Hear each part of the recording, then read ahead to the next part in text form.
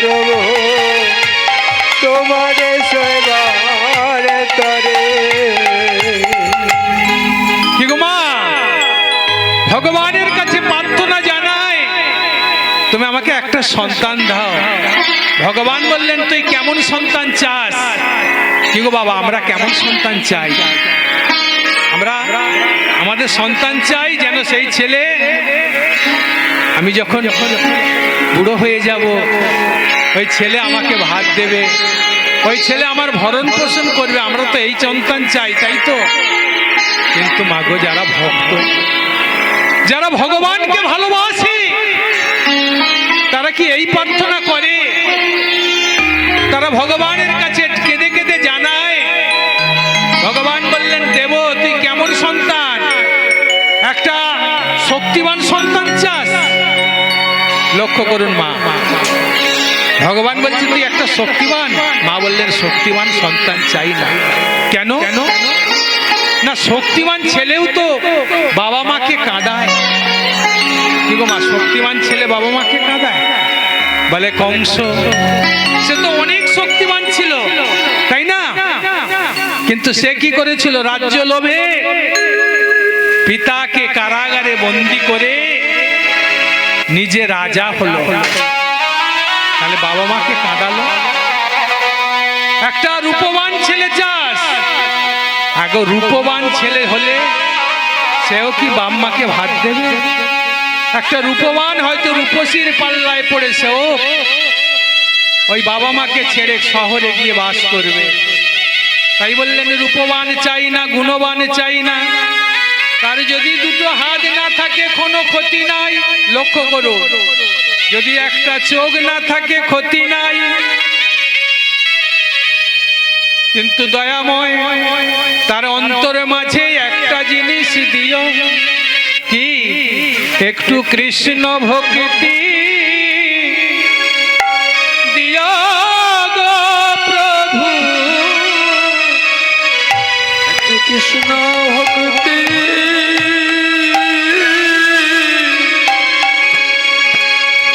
দিও গো প্রভু।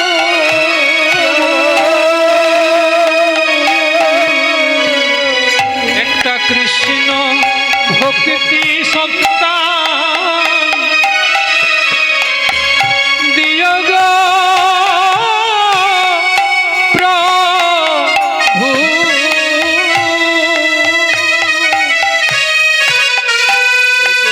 কৃষ্ণ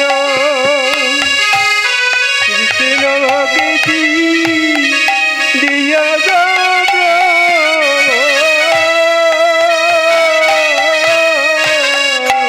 আমি আর তো কিছু চাই না হরি, একটা কৃষ্ণ ভক্তি সন্তান দিও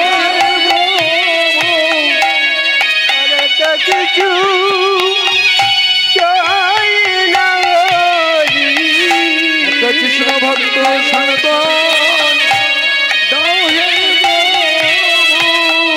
আমার এই বাসনা জানাই তোমারে, কৃষ্ণ ভক্ত সন্তান দিও গো এই বাসনা জানাই তোমায়। প্রভু। কৃষ্ণ ভক্তি দাও গো প্রভু।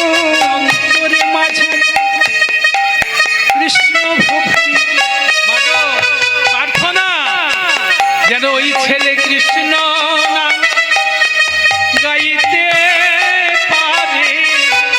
একটু কৃষ্ণ ভক্তি দাও গো প্রভু। তাহলে মা ভগবানকে জানাচ্ছে একটা কৃষ্ণ ভক্তি সন্তান দাও। কি গো মা, ভগবানকে তো সবাই ডাকে, আস্তে একটু আস্তে। ভগবানকে আমরা সবাই ডাকি, কিন্তু আমাদের সবাই কি সেই ডাকে ডাকতে পারি? বলে ভগবান আমার ডাকে সাড়া দেয় না। বলে না অনেকে, আমি এত করে ভগবানকে ডাকি। দেখো ভগবান তোমার ডাকে সব ডাকেই সাড়া দেয়। তুমি কি সেই ডাকার মতো ডেকেছো? একদিন একটা সাপ আর একটা ব্যাঙ, একটা সাপ একটা ব্যাঙকে ধরতে যাচ্ছে। ব্যাঙটা ছুটে ছুটে পালিয়ে যাচ্ছে আর ভগবানকে জানাচ্ছে, হে ভগবান তুমি আমাকে ওর হাত থেকে আমাকে বাঁচাও। ব্যাঙটা লাফিয়ে লাফিয়ে চলে যাচ্ছে, পিছনে সাপটা যেতে যেতে বলছে আমি কিছু সারাদিন কিছু খাইনি, হে গোবিন্দ ওই ব্যাঙটা যেন আমার উদর পূরণ করতে পারি। সেও ভগবানকে জানাচ্ছে আর ব্যাঙটাও ভগবানকে জানাচ্ছে। তা মাগো, ভগবান সাপকে বলছে আমার কথা তাহলে শোন, ধরবি যদি ছাড়বি না। ভগবান সাপকে বললেন তুই ধরবি যদি ছাড়বি না, আর ব্যাঙকে বললেন বাঁচবি যদি নড়বি না। দুজনকে দুটো উপদেশ দিয়ে দিলেন। এবার ব্যাঙ তো ছুটে ছুটে যাচ্ছে, সাপের সঙ্গে পাচ্ছে না। এবার সাপ গিয়ে ব্যাঙকে খপ করে ধরেছে। যেই ব্যাঙটাকে ধরেছে, ব্যাঙটা ভগবান বলে দিয়েছিল নড়বি না, ও একেবারে সঙ্গে সঙ্গে চুপ হয়ে গেছে। এবার সাপ যখন ব্যাঙকে ধরে, ব্যাঙ কি করে ছটপট ছটপট করে আর ছটপট ছটপট করে না বাঁচার জন্য, কিন্তু ধরার সঙ্গে সঙ্গে একদম চুপ। সাপ বলে আরে অনেক ব্যাঙ ধরে খেয়েছি, কিন্তু এরকম তো নয়, এ তো ধরতেই মরে গেছে। হ্যাঁ যাক, মরে যখন গেছে তাড়াহুড়ো করে খাবো না, ধীরে ধীরে খাবো। এই বলে ব্যাঙটাকে মুখ দিয়ে ছেড়ে দিয়েছে, ছেড়ে দিয়ে একটু জিরোচ্ছে, যে পায়েস করে খাবো, তো আর নড়ে না। আর যেই ছেড়ে দিয়েছে ব্যাঙ দেখছে এদিক ওদিক চেয়ে, দেখলো সামনেই একটা ডোবা। অমনি করেছে কি এক লাফে গিয়ে ডোবায় পড়েছে, ডোবায় পড়েই আর জলে ডুবে গেছে। সাপটা তখন আর খেতে পেল না। সাপটা বলছে ভগবান তোমাকে আমি এত করে জানালাম যে তুমি আমাকে বাঁচাও, তুমি আমার ওই খাদ্যটা দাও, তুমি দিলে না। ভগবান বললেন পাবি কি করে, আমি তোকে যা বলেছিলাম শুনেছিস? আমি তো তোকে বলেছিলাম ধরবি যদি ছাড়বি না, তা তুই ধরলি ছাড়লি কেন? আর ব্যাঙ কথা শুনেছিল যে বাঁচার জন্য ছটপট না করে চুপ করে থাকবে। তাহলে কি হলো, ভগবানের কথা যদি শুনে চলা যায় তার নিশ্চয়ই গতি আছে। আমরা ভগবানকে সবাই ডাকি, হে ভগবান। ভগবান একটা বুড়ি, সে দিন রাত যমরাজকে গালাগালি করে, খালি বলে লাউটো যমরাজ চোখ নাই, আমি ঘুঁটে বিক্রি করে খাই, হ্যাঁ আমার কষ্ট, এত লোকের মরণ হয় আমার হয় না। বুড়ি তো একেবারে দিন রাত শুধু যমরাজকে। যমদূত শুনে বলছে মহারাজ কি রে কি বলবি? বলে তুমি ওই বুড়িকে নাওনি কেন? কোন বুড়ি? বলে ওই যে ঘুঁটে বিক্রি করে। বলে কেন কি হয়েছে? বলে দিন রাত তোমাকে গালাগালি করে। বলছিস জান না। বলতেই যমদূত তো একেবারে মনের আনন্দে যাচ্ছে, গিয়ে আজকে বুড়িকে টানতে টানতে নিয়ে আসবো, আমার প্রভুকে গালাগালি করা। এই বলে যমদূত যাচ্ছে, বড় বড় সিংওয়ালা, বড় বড় দাঁত বাঁধা, কদাকার কুম্ভু দুজন যমদূত যেই এসেছে। এখন বুড়ি এই গরমের দিনে ভুটের বোঝা মাথায় করে নিয়ে যেতে নিতে আর পারি না, যমরাজ দেখতেও পায় না, কি যে কষ্ট, কবে যে আমার মরণ হবে। যমরাজের একটু চোখ নাই, ড্যামরা চোখো, হ্যাঁ ঢেলা চোখো ইত্যাদি গালাগালি দিচ্ছে। যমদূত বলছে এই বুড়ি কেরা? বলে আমরা ভূত জমে। বলে যেই ভূত হচ্ছে না এই বোঝাটা তুলে দে। বলে কি বললি? আমরা বোঝা তুলবো? আমরা তোমাকে তুলতে এসেছি। বলে কেন রা? আমি কি ধেরে খেয়েছি নাকি যে আমাকে তুলে নিয়ে যাবি? বলে তুমি তো যমরাজকে গালাগালি দাও, তোমাকে তুলে নেয়।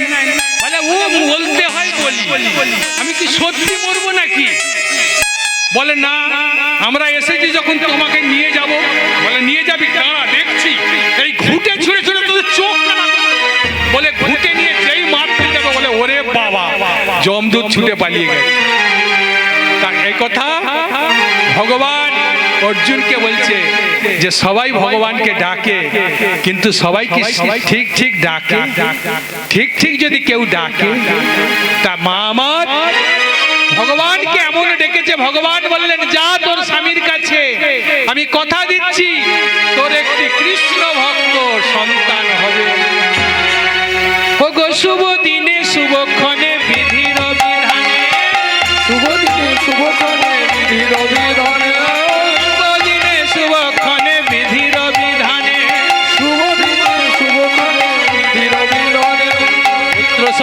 লোভিল জন, ওই পুত্র সন্তান হইল জন, পুত্র সন্তান লোভিল জন, ওই না পুত্র সন্তান হইল জন,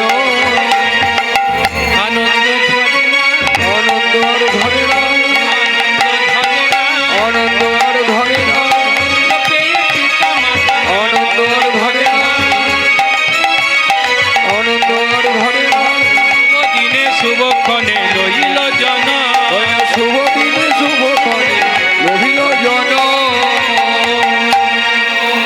সন্তান হয়েছে গো, রাজার সন্তান হয়েছে, চারিদিকে সাড়া পড়ে গেল। আরে নিঃসন্তানী রাজা, শেষ বয়সে সন্তান হয়েছে। কি গো দেখ, রাজার সন্তান হয়েছে, রানীমার সন্তান হয়েছে, পাড়া প্রতিবেশী যাবে না? কি গো মা, যে রাজার কোনোদিন সন্তান হয়নি, বুড়ো বয়সে যেই শুনেছে মা রানীমা সন্তান হয়েছে, পাড়া প্রতিবেশী সবাই চলেছে দলে দলে ওই সন্তান দেখতে। কই গো রানীমা, তোর ছেলেটাকে দেখতে এলাম, দেখি তো কই। আহা, কি সোনার মতো ছেলে, কি চাঁদ বদন। ও মা, ওই ছেলেটার মুখখানা দেখছে সবাই, দেখে সবাই আশীর্বাদ করছে। মা, তোর ছেলেটা খুব সুন্দর হয়েছে। হঠাৎ মাগো ছেলেটা কান্না শুরু করলো। ছেলেটা যেই কেঁদে উঠেছে, এবার পাড়ার গিন্নি বান্নি বলে উঠলেন, ও রানীমা, কি গো? বলে তোর ছেলেটা কাঁদছে, মুখে একটু মধু দে। কি গো মা, এখনকার ওই মায়েদের সন্তান হলে ছেলে কাঁদলে মুখে মধু দেয়? কি গো মা, এখন দেয় এখনকার দিনে? তখনকার দিনে আমি শুনেছি ঠাকুমার মুখে যে তখন যদি সন্তান হতো, সন্তান যদি কাঁদতো, ওই বাড়ি থেকে একটু মধু নিয়ে এসে মুখে দিয়ে বলতো, দে দে একটু মুখে মধু দে, ছেলেটার কান্নাও বন্ধ হবে আর মুখটাও মিষ্টি হবে। কি গো, এখন হয়? এখন আর ছেলে বাড়িতেই হয় না, ওই নার্সিং হোমে নিয়ে গেলেই সিজার। কি গো, হ্যাঁ, আর কি করলো? কাঁদলে বোতল ধরিয়ে দিল, তাই তো? আর তখনকার দিনে মুখে মধু দেয়া হতো। কি ঠিক বলছি তো নাকি? মুখে মধু দিত। তা রানীমাকে বলছে, তোর ছেলের মুখে মধু দে। রানীমা বললেন, হ্যাঁ দেব, তবে ওর মুখে দেব। লক্ষ্য করুন মা, বলছে আমি মধু দেব, তবে ওর মুখে নয়, আমি ওর কানে দেব। হায় হায়, বলে কি গো, রানীমা তার ছেলের নাকি কানে মধু দেবে। কি গো, কানে মধু দেয়া যায়?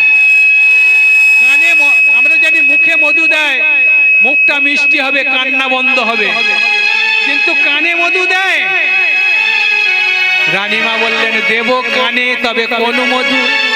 এই বাজারের মধু নয়, বৈদ্যনাথের মধু নয়, পতঞ্জলির মধু নয়, ডাবরের মধু নয়। আমি কি মধু দেব জানো? আমি ওর কানে কৃষ্ণ নামের মধু দেব।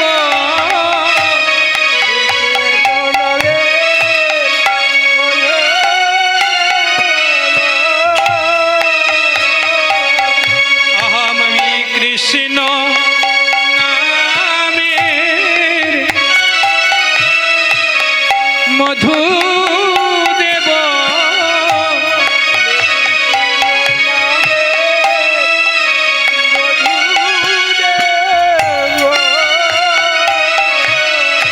আমি কানে কানে কানে গিয়ে আমি কৃষ্ণ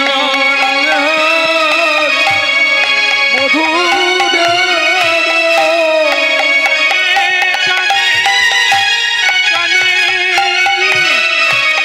আমি কৃষ্ণ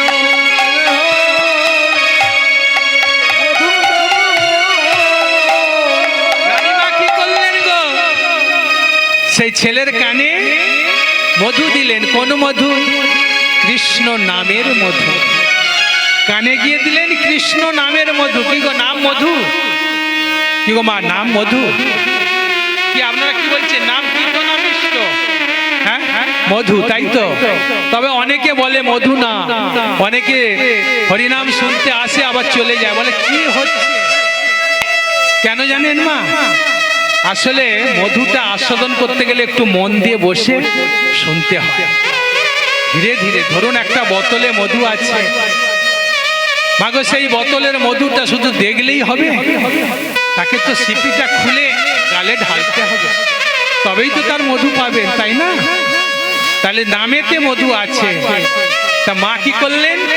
ছেলের কানে কৃষ্ণ নাম দিল। তাহলে ছেলেটার গুরু কে হলো? ছেলেটার গুরু কে হলো? মা।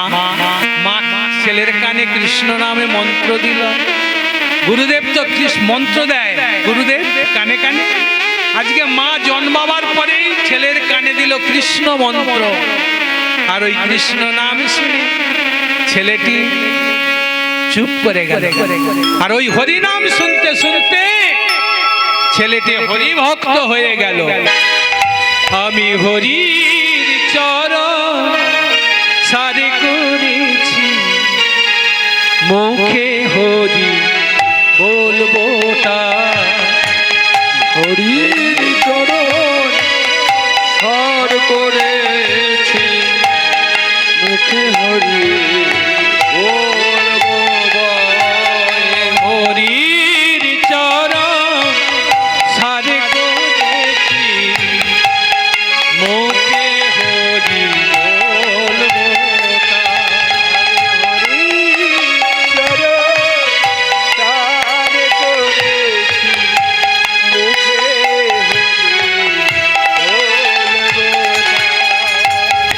হরি ছাড়া এ জীবনে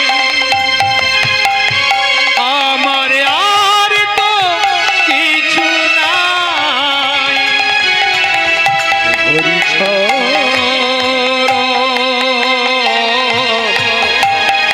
এ জীবনে আমার কিছু হরি ছাড়া এ জীবনে আর কিছু না। আমি হরির চরণ সার করেছি, হরি হরি বলবো ভাই। হরির চরণ সার করেছি, হরি হরি বলবো ভাই।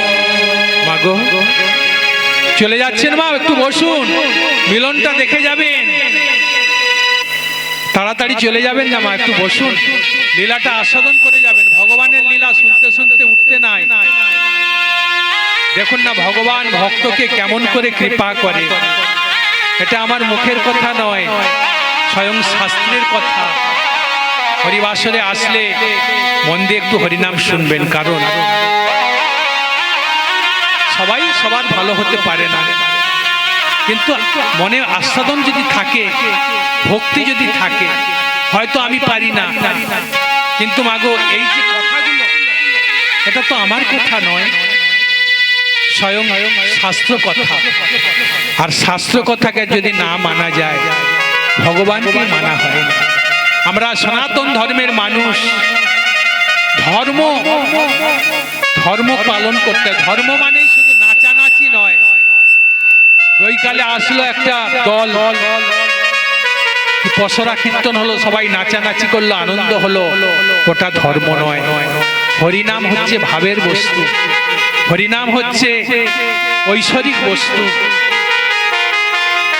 এই যে হরিনাম শ্রবণ করাও একটা ভজন।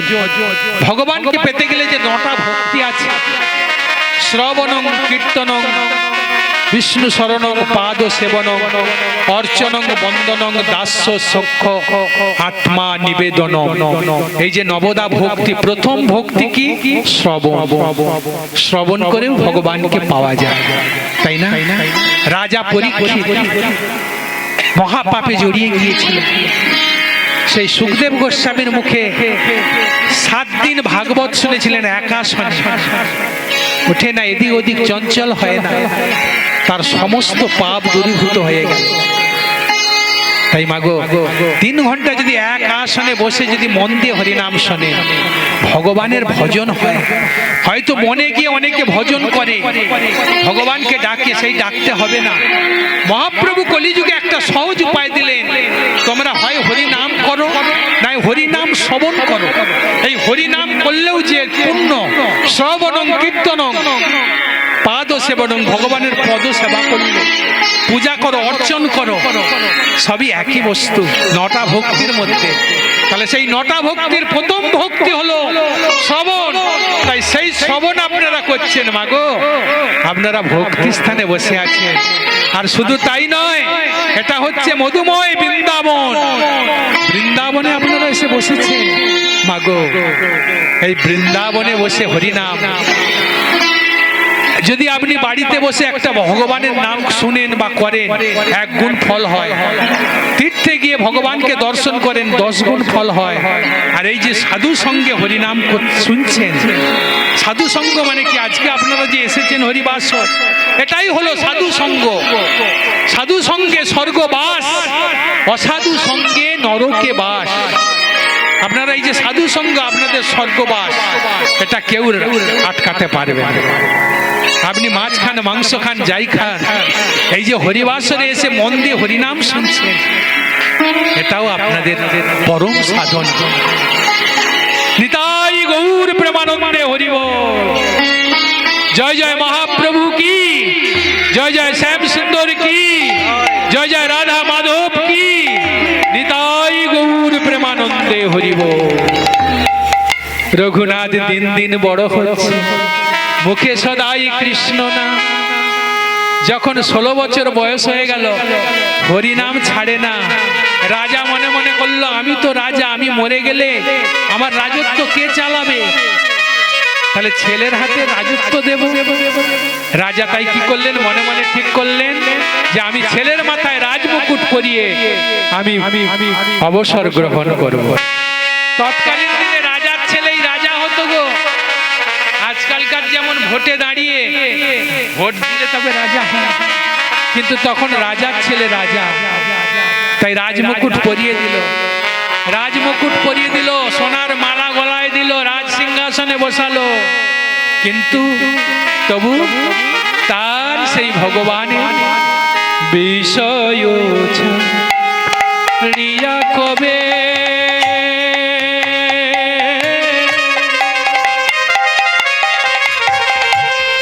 শুদ্ধ হবে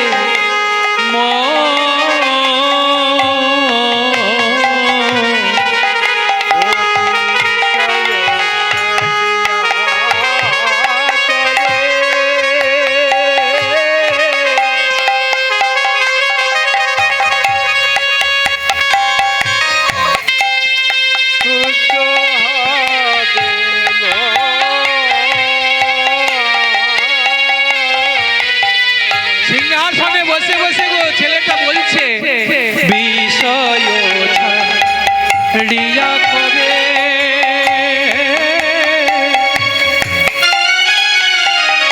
আমার শুদ্ধ হবে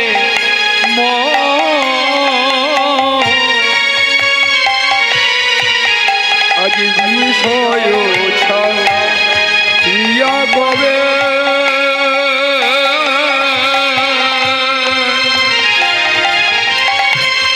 শুদ্ধ হবে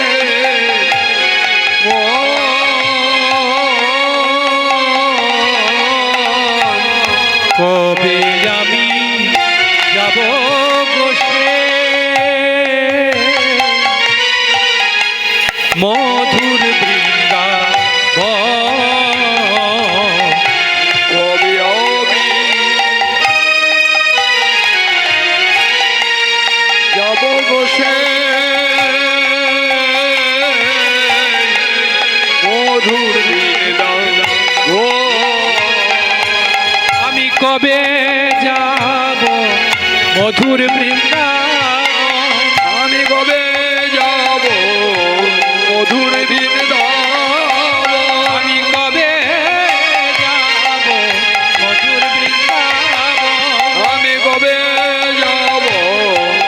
মধুর বৃন্দাবন হে দেব কবে যুগল চরণ কবে যাব মধুর বৃন্দাবন হে দেব কবে যুগল চরণ কবে যাব মধুর বৃন্দাবন কবে হে দেব যুগল চরণ কবে যাব মধুর বৃন্দাবন কবে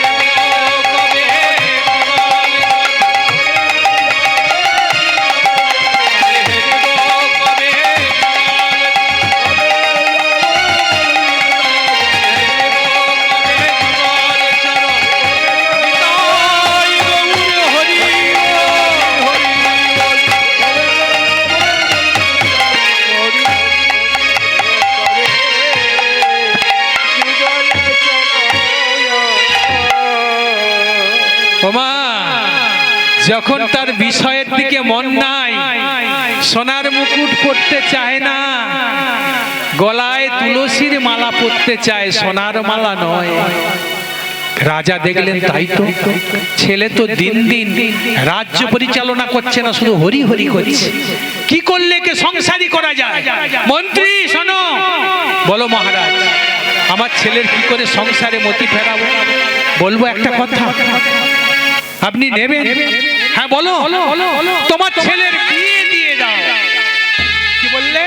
হ্যাঁ, তৎকালীন দিনে ছোট ছোট ছেলেদেরই বিয়ে হতো, 18 বছর বয়স হয়েছে, দাও তোমার ছেলের বিয়ে দাও। দিলে ও সংসারী হবে, হবে না মানে? ওই যখন বিয়ে হবে তখন স্ত্রী বলবে এটা আনো, ওটা আনো, সেটা আনো, এই দাও, ওই দাও। দুদিন পরে টেঁটে একটা বাচ্চা আসবে, কি গো, তার এটা এনে দাও, ওটা এনে দাও। ওই সব করতে করতে তোমার ছেলে দেখবে হরিনামে ভুলে গিয়ে তোমার সেই বৌমার মানে প্রেমে পড়ে দেখবে সব ভগবানকে ভুলে যাবে। ঠিক বলেছিস। তবে হ্যাঁ, আমি আমার ছেলের বিয়ে দিব, কিন্তু আমি সেই মেয়ের সঙ্গে বিয়ে দেব যে মেয়ে কোনোদিন হরিনাম শুনতে যায়। কেন? বলে আরে হরিনাম যদি শুনতে যায় সেটা হরিভক্ত। যে হরিনাম শুনতে যায় না, তুলসী গাছে জল দেয় না। দেন আপনারা জল দেন নাকি? কি ওমা আপনারা বলছেন না কেন? আপনারা গাছে কি তুলসী গাছে জল দেন? আপনারা ভালো, আপনারা তুলসী গাছে জল দেন। কিন্তু কিছু মেয়ে আছে কীর্তা জাতির মেয়ে, তারা ওই তুলসী তলায় জলও দেয় না আর ভগবানের হরিনামও শোনে না। হ্যাঁ, ওই ফোন নিয়ে হ্যালো হ্যালো করে আর টিভিতে সিরিয়াল দেখে। তাদের যখন বিয়ে হয় তখন ওই সংসারে গিয়ে নেয়, বলে আমাকে এটা দাও, আমার সাজের এটা এনে দাও, আমার শাড়ি দাও, আমার গয়না দাও। কোথা থেকে আনবে, কি দেবে তার দরকার নাই, আমি শুধু ভালো খাবো, ভালো সাজবো। তাতে তার স্বামীর কি হলো, স্বামী শ্বশুরের কি হলো, সব দেখার দরকার। কি গো, আপনাদের দেশে এমন আছে নাকি? আপনাদের দেশে ভালো, আমাদের দেশে ওরকম আছে। একে বলে কীর্তা জাতির মেয়ে। রাজা বললেন ওই রকম একটা মেয়ে যদি আমার ছেলের জন্য জোগাড় করতে পারো, আমি ছেলের বিয়ে দেব। আর না হলে হরিভক্ত হলে, আমার ছেলেও হরিভক্ত, দুজনে মিলে বৃন্দাবনে চলে। বেশ, রাজা ঘটক লাগিয়ে দিলেন। এখনকার দিনে ঘটক লাগানো যায়? হ্যাঁ, এখন আর ঘটক লাগাতে হয় না, না? এখন হ্যালো ফোনই ঘটক হয়ে গেছে। ওই ফোনেতেই সব ঘটকালি হয়ে যাচ্ছে, আর ঘটক দেখতে লাগে না। তা যাই হোক, যে খায় চিনি তাকে জগায় চিন্তামণি। খুঁজে খুঁজে একটা সুন্দরী রাজকন্যা পাওয়া গেল, নাম তার হেমলতা। খুব সুন্দর দেখতে, সোনার মতো গায়ের রং। বলছে ওই মেয়ের সঙ্গে আমার ছেলের বিয়ে দেব, তবে ও হরিনাম বিরোধী। বলে ওই ঠিক হয়েছে, কিন্তু ছেলেকে জানাবো না। কেন? না, ছেলেকে জানালে ও যদি অমত করে, ও যদি বিয়ে না করে, মাগো ছেলেকে জানাবে না, ছেলের বিয়ের দিন পাকা হয়ে গেল। এবার মাগো বিয়ের দিন আগত, সকালবেলা বিয়ে বাড়িতে সানাই বাজা শুরু হয়ে গেছে। সকালবেলায় সানাই বাজছে, কিন্তু রাজার ছেলে কি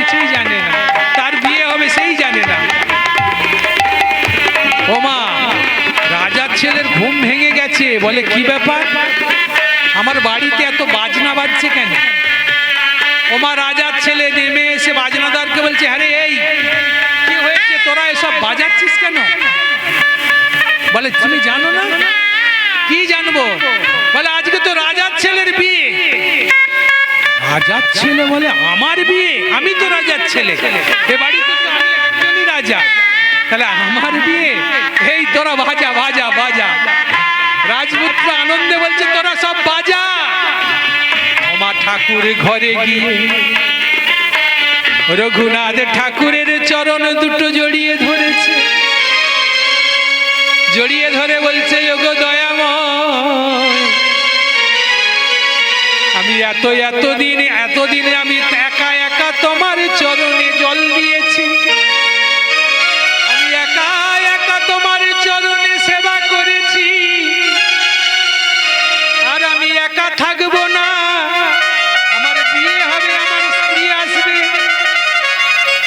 সে আমার সঙ্গে ওই চন্দন বাটবে, ফুল তুলবে, ফুলের মালা গাঁথবে, তুলসী তুলবে, ধূপ জ্বালবে, দয়াময় দুজনাতে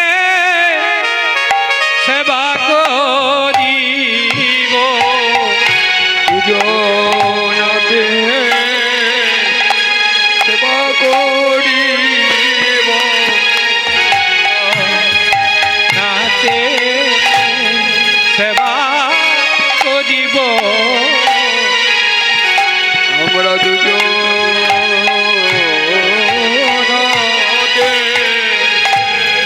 ওগো সেবা করিব।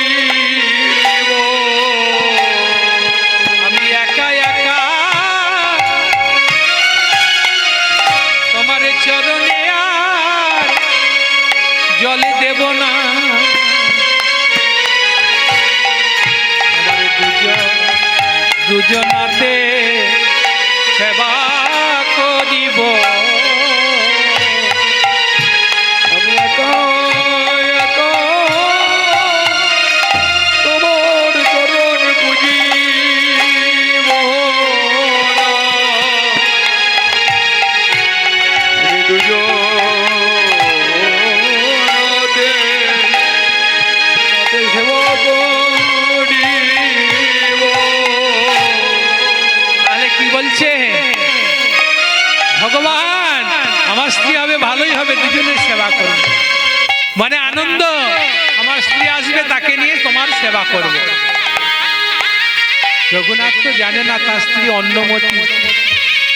দেখতে দেখতে সন্ধ্যা হয়ে গেল, এবার বিয়ের তোড়জোড় হয়েছে, এবার বর যাবে।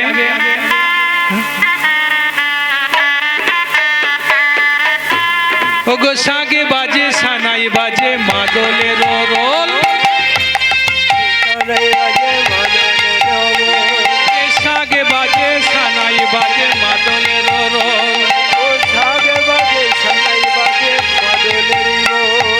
রঘুনাথের বিয়ে হবে, বলো হরি বল, রঘুনাথের বিয়ে হবে, বলো হরি বল।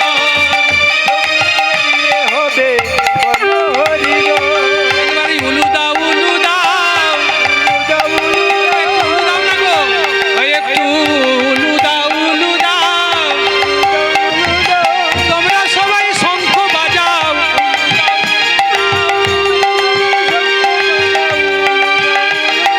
তোমরা সবাই শঙ্খ বাজাও, উলু দাও, উলু দাও, উলু উলু উলু ধ্বনি ভজিল ভুবা, উলু ধ্বনি হরি ধ্বনি ভজিল ভুব, উলু উলু উলু ধ্বনি ভজিল ভুবা। উলু ধ্বনি হরি ধ্বনি হরিল ভুব। এবারে উলুধ্বনি শঙ্খধ্বনি হচ্ছে। এবার রাজার ছেলেকে বরের সাজে সাজিয়ে দিয়েছে গো, হ্যাঁ, মাথায় সোলার মুকুট, এবারে যাচ্ছে কি করে না ঘোড়ার গাড়িতে করে। তখনকার দিনে রাজারা বিয়ে করতে যেত ঘোড়ার গাড়িতে চেপে, তামাগো সেই ঘোড়ার গাড়িতে চড়ে রঘুনাথ বিয়ে করতে চলেছে। ওগো সাগে বাজে সানাই বাজে মাদলের রোল, শাঁখ বাজে সানাই বাজে মাদলেরই বল। সাগে বাজে সানাই বাজে মাদলের রোল, ওই না শাঁখ বাজে সানাই বাজে মাদলেরই বল। রঘুনাথের বিয়ে হবে বলো হরি বল, রঘুনাথের বিয়ে হবে, বলো হরি বল। রঘুনাথের বিয়ে হবে বলো হরি বল। ওই না রঘুনাথের বিয়ে হবে, বলো হরি বল। ওরে বর এসেছে, বর এসেছে, সবাই মিলে ছুটে এলো, বর এসেছে। এবার রাজবাড়িতে প্রবেশ করেছে, রাজকন্যার বিয়ে মানে রাজার ছেলে এসেছে। এবার বরকে আদর করে নিয়ে আসছে ছাদনা তলায়। এবার কি করে গো, বর এলে দেহগণ বরকে বরণ করছে। এবার বরকে বরণ করে বর আসরে নিয়ে এসেছে। এবার শাশুড়ি মা এসে মিষ্টি মুখ করালেন।